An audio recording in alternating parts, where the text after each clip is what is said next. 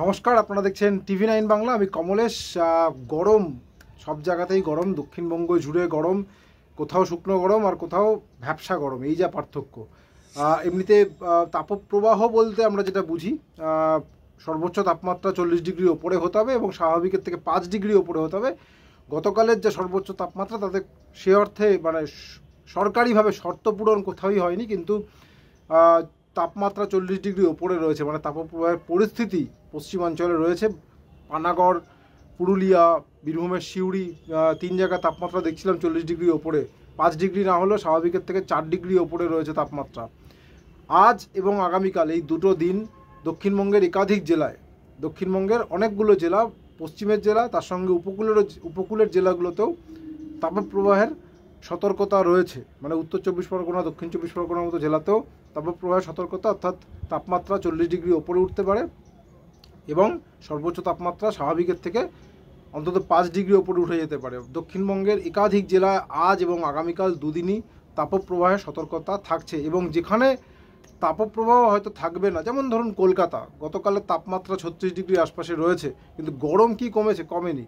তার কারণ কলকাতার তাপমাত্রাটা আবহাওয়াবিদরা বলছিলেন যে 38-এর কাছাকাছি, 39-এর কাছাকাছি পৌঁছে যাবে।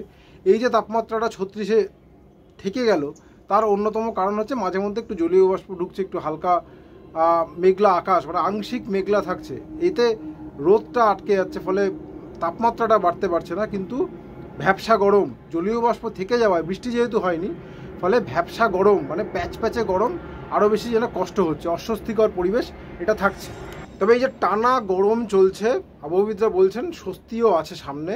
টানা গরম শনিবার পর্যন্ত তাপপ্রবাহের সতর্কতা, তারপরে আপাতত বেশ কয়েকদিনের তাপপ্রবাহের সতর্কতা থাকছে না, কারণ রবিবার থেকে বৃষ্টি বাড়বে। এমনিতে শনিবার থেকে হয়তো কিছু জেলায় বৃষ্টি হতে পারে, এমনিতে গতকালও কিছু জায়গায় বৃষ্টি হয়েছে। পশ্চিমের কিছু জেলা, বাঁকুড়া, পুরুলিয়া, পশ্চিম মেদিনীপুর, কিছু জায়গায় গতকালও অল্প বিস্তর বৃষ্টি হয়েছে। তাতে যে খুব গরম, মানে স্বস্তি এসেছে এমন নয়, কিন্তু আবহাওয়াবিদরা বলছেন রোববার থেকে যে বৃষ্টিটা, রবি, সোম, মঙ্গল, এই 3 দিনে যে বৃষ্টিটা হতে পারে, তাতে তাপমাত্রা অনেকটা কমে আসবে। রোববার পর্যন্ত তাপমাত্রা বাড়তে থাকবে, মানে শনিবার পর্যন্ত তাপপ্রবাহের সতর্কতা থাকছে, রোববার একটু হয়তো তাপমাত্রা কমবে।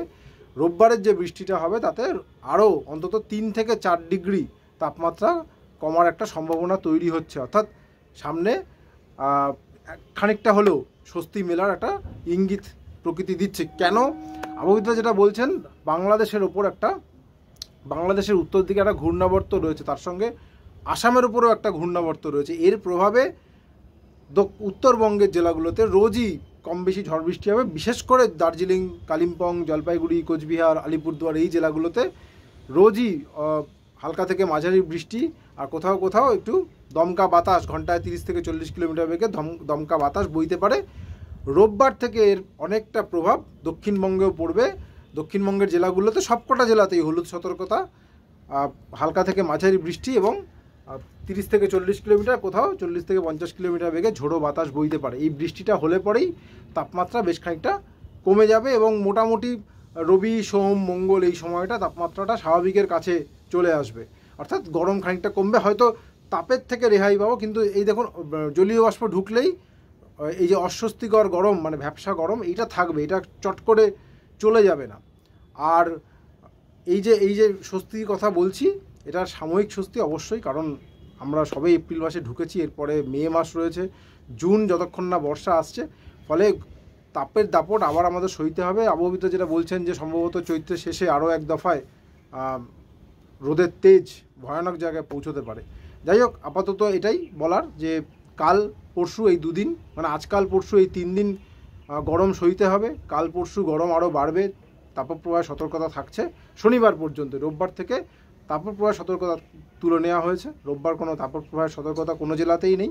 রোববার, সোমবার, মঙ্গলবার বৃষ্টির সম্ভাবনা। সব জেলায় একইভাবে হয়তো বৃষ্টি হবে না, কিন্তু বিক্ষিপ্তভাবে জেলায় বৃষ্টি হবে, তার জন্য তাপমাত্রাটা কমবে। এর থেকে ভালো খবর এই মুহূর্তে আর কিছু হয় কি? আপাতত এইটুকুই। সঙ্গে থাকার জন্য অনেক ধন্যবাদ।